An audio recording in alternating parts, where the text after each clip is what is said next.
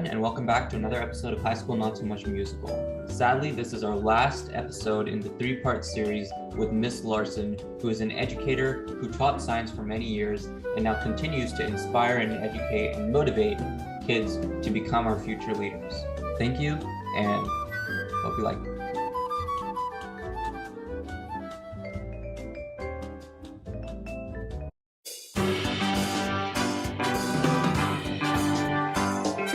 This is High School Not So Much a Musical, a podcast that takes you on a ride through the peaks and valleys of a high school journey. Here are your presenters, Nitin Jaladanki and Ayush Agarwal. Yeah, I completely agree with that. Like investing your time in the correct thing. Like, I know people in my school, like, they'll go and just take a class just because it's like an AP class and they'll get more credits, even though it actually like gives them no benefit. Like, I know people, like, they have no artistic skills and they'll go and take AP 2D art because it's like an AP, but like, and they could actually be taking like a good elective, for example, that would actually benefit them and do something that they want.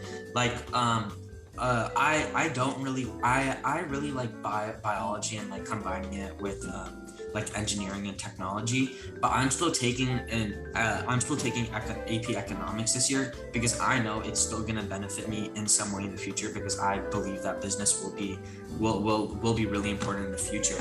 But like, just like making sure you invest your time in something that's actually going to benefit you is really important. I feel like a lot of high schoolers can benefit from that instead of just taking as many AP classes as they can when they're never going to use half the information they learn.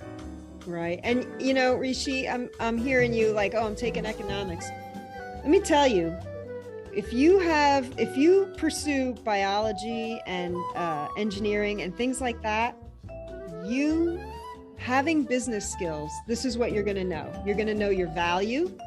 That's a business skill. What is my time worth? What am I worth to this company? How can I be compensated according to my value, right? You learn that in economics because some people are grossly underpaid for what they do because they don't understand their value.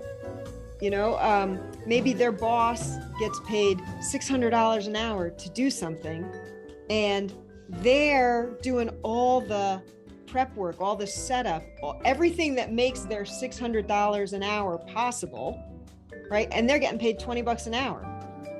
And I'm thinking like, okay, ask for what you're worth, because without you doing your job, he's not or she's not making $600 an hour, you know? And so understanding economics, especially like you guys were talking about, you listen to Freakonomics, just because two things happen simultaneously, you know they're not connected, right? So that was one of the like great takeaways from that book. Oh, just because, you know, the rise in temperatures also causes the rise in sales of such and such doesn't mean that they are related, right? They correlate on a graph, but is one causing the other, you know? And that's, I mean, that's really important to understand, because in this day and age, you understand business, you have a good skill set. A lot of people are starting their own business. A lot of startups out there, especially now with all this uncertainty. Do I want to work for, you know, a big company that just had to downsize because the pandemic, you know, had an economic downturn on them? Maybe if I start my own business, I have a little more control on, you know, where my future is going. What, you know, you start to look at what are the trends. Do I want to go with that trend, or do I want to have, you know, change paths, right? Where if you're part of a big business, you don't have that option. But if you start your own, you know, you're a lot more true to yourself, and you can use your skill set most effectively once you know where you want to go. I really like the topic of passion because I feel like a lot of high schoolers, as Rishi mentioned, they're kind of taking classes or participating in activities for the sake of it. Like, somebody might have told them, oh, debate looks good on college apps, so they'll go out and like get really good at debate or whatever. But they are not able to figure out what they're truly passionate about and then specifically like excel in that area. So could you talk about or give some advice to high schoolers on how exactly they can figure out what they're truly passionate about, how they can utilize, trying different things at an early age to figure out what they're good at, not just what they're good at, but also what they really love and what they really enjoy? Sure. So, let's say, well, let me back up there. So kids are padding their college apps, and they're doing things that they hope they are doing it so it looks good, but they hope never to be doing that as a career, right? That time is time that could be used finding your passion. And I honestly believe that your passion is, what do you think about when nobody else is making you think something specific? So when you're not in class and you don't have to be following the lesson, when you are not on the playing field, when you are not at an activity, when you are not engaged in an activity that somebody else has you taking part in. That could be everything from, a family gathering to an extracurricular to an academic thing. What do you think about when you're all by yourself? Because some people love numbers and they think about numbers, and some people love art and they think about what they would create, and some people they love science and they love going out in nature and they like taking hikes, and I know I can name all these different kinds of trees, right? So like, what are you passionate about? Okay, great. Now add your skill set. Well, what are you good at? Well, if you're really good at making very close observations and you're also passionate about nature, right? Now you've got sort of, if you think about the Venn diagram, right? Well, what's in the middle of that? Something that I love to do and something that I'm good at. And the last piece, you got to add a third circle in your Venn diagram. How is it of value? Because if you are so passionate about it and your skill set brings you there, how does it add value to the world? Because a lot of kids will say, oh, well, when I can think about anything I want, all I think about is video games. Okay. And maybe you have a great skill set for playing video games, but how does that add value to the world? Is it something you could make a career? Because if it is, figure out how to do that. You'll be good at it, you'll be passionate about it, and you will be of service to others. But if it's not of service to others, have your passion, right? Have your skill set, but find a way to be of service, because there will be something that you love to do that adds value to other people's lives. That's called your career path, right? And if getting, I'm not saying never go out for debate club. If you really think you want to be a lawyer someday, debate club is great for you. You should definitely go and do that. But if you don't like to argue, you might find something else truer to yourself. Will that keep you from getting into, Harvard? Maybe, but maybe if you don't want to be a Harvard-trained lawyer, it doesn't matter that you don't have debate club on your application, because that's not your path. People get real hung up on that. You want to go to a quality school, but that quality school opens one door. And once you get through that door, you have to prove yourself. Like, nobody cares that you have a piece of paper from an Ivy League or a highly regarded school if you can't do your job with proficiency. If you don't continue to learn and get better and add value to whatever company you join, nobody cares where you went to school, right? You want to get a great education, but you need to really, not microscopically, but you really want to pare down like, yeah, but what am I passionate about? Right? Because that's going to make a difference. And I saw a lot of students, they were headed in the path of doing what their parents did because that's what their parents wanted them to do. And you could just see they either didn't have the personality or the temperament for it. They didn't have the passion or the interest. And they were going to be stressed out and unhappy for themselves in an effort to make somebody else happy. And that I thought was such a shame, because we all want to do well in whatever path we choose. And we all want to achieve excellence in the thing that we're passionate about. But that's self-discovery. That's a journey of, and that's the kind of things, to go back to my book, that's the kind of things that you start to hammer out when you start doing these little chapters, because each chapter is followed by a bunch of questions. And the questions are, really, it's not meant to be shared. It's not a group activity. You're going to read these questions. And when you start answering them honestly with nobody else looking over your shoulder, nobody's, I never graded or collected these questions. I never made kids share out loud anything they wrote. But their behavior changed because by answering the questions, they learned something about themselves. And it was eye-opening enough that they were like, yeah, why do I do that?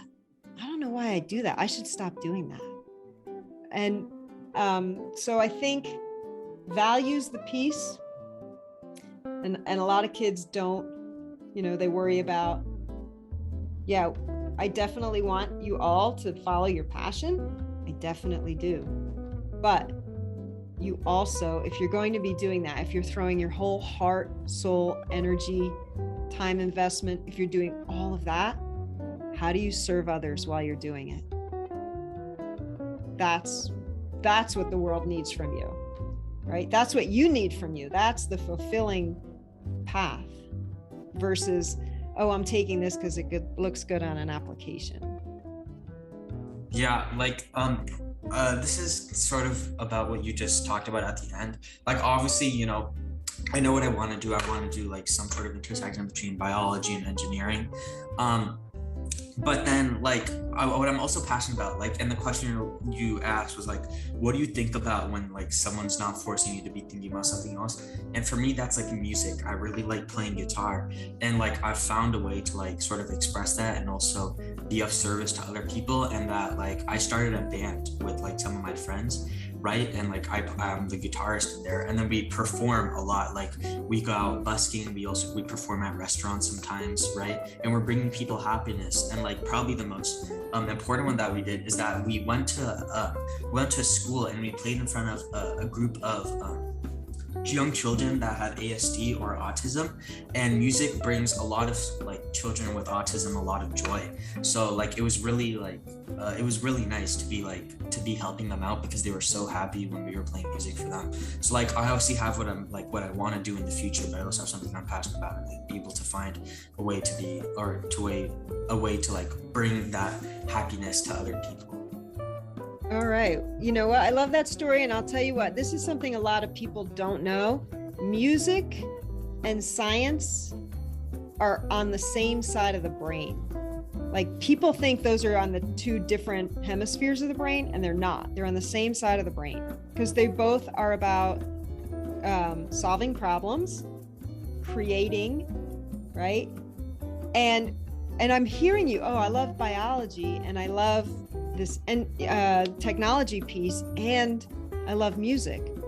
Well, is there any reason why you couldn't create some sort of technological device that considers people's brainwaves, that calms people who have things like anxiety or PTSD or learning difficulties or developmental difficulties? There's no reason. We know that music is so helpful for those things. And why couldn't you incorporate that along with knowing what you'll learn about biology and incorporating it into a device that could be used to help people. Like, I see that as like right there's your 3 circles, there's your Venn diagram, right? You're passionate about playing guitar, you've got a skill set for science, and how does that serve people? Boom. Like, you help people through music. And yes, can you help people in a restaurant enjoy their meal because you're providing music? You absolutely can. Can you help more people because this device helps children who have trouble focusing and learning by taking in their brainwaves and putting the correct music along with it? Yes, like, that's a science, right? Right there is service to the world that's greatly needed. Yeah, and I think that kind of gives people a good perspective on how there's a lot of different combinations that on the surface, like, they seem they have no relation to each other, music, technology, and then people with disabilities. But when you actually look at the intersection of them, there's a lot more to uncover. And we're actually kind of winding down on this podcast. It was a really excellent podcast because it was a lot of stuff for us to relate to compared to some of the venture capitalist, private equity, like more business-based podcasts we've done. So we wanted to ask one final question, and this is like the question we ask all of the guests that come on our podcast, and that's the tips question. So you've obviously already given a lot of advice, on high schoolers to find, like, how to find their passion, investing time in things that they actually enjoy and like believe in, instead of just doing it for some other random reason. So if you could give any other tips to the high schoolers on, pretty much anything that you believe is like super sound life advice, that'd be great. All right. I think if I had to close with one piece of advice, I would say that once you know what you're passionate about, and if you don't know, try everything, right? Don't be embarrassed. Don't listen to people who are like, oh, don't waste your time in that club, or make fun of you for trying something. Ignore all that. And once you find what you love, it's really about consistency. Because anybody who has gotten anywhere has started with doing it a little bit at a time. And it's like life's like this real long journey, right? And you're gonna go 1,000 miles. You can't see 1,000 miles from here, but when you walk 100 yards, you can now see farther than you could when you were back 100 yards ago. And then when you walk another 100 yards, you can see further and you can see further. But unless you keep at it and keep consistently putting in the effort, you're not going to get there. And there's a lot of people who they're like, okay, well, I learned what I learned. I finished college, got my degree, got this job. And they say things like, oh, I'll never read another book. I've heard adults say that. I'm never going to read another book after college. Oh my gosh, I just couldn't stand reading. I'm not going to read anymore. And they stay in that same job to the point of great dissatisfaction because they stop their journey before they get 1,000 miles. Because rather than make the effort of going further by consistently getting better and working at it, they stay where they are and the world gets very small.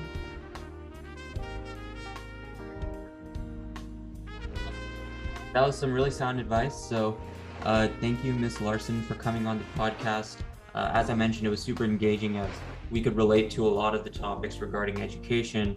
And to our listeners, make sure to check out future episodes. We're getting a couple famous viral TikTokers to come on and talk about their experiences with the app. And we're also getting on Jack Atkins, who is an actor and has acted in multiple Netflix shows. So thank you all and see you next time. Awesome. Thanks, you guys. Really appreciate you having me on. That's our show for today. Now roll the credits. High School Not So Much a Musical is hosted by Ayush Agarwal, Nitin Jaladanki, and Rishi Sinha. Narration by Samhit Padala. Music from Louis Luang Relaxation Cafe, Tune Pocket, and Infraction. If you like the show, please recommend it to your friends and family. Thank you so much for listening, and we'll see you next time.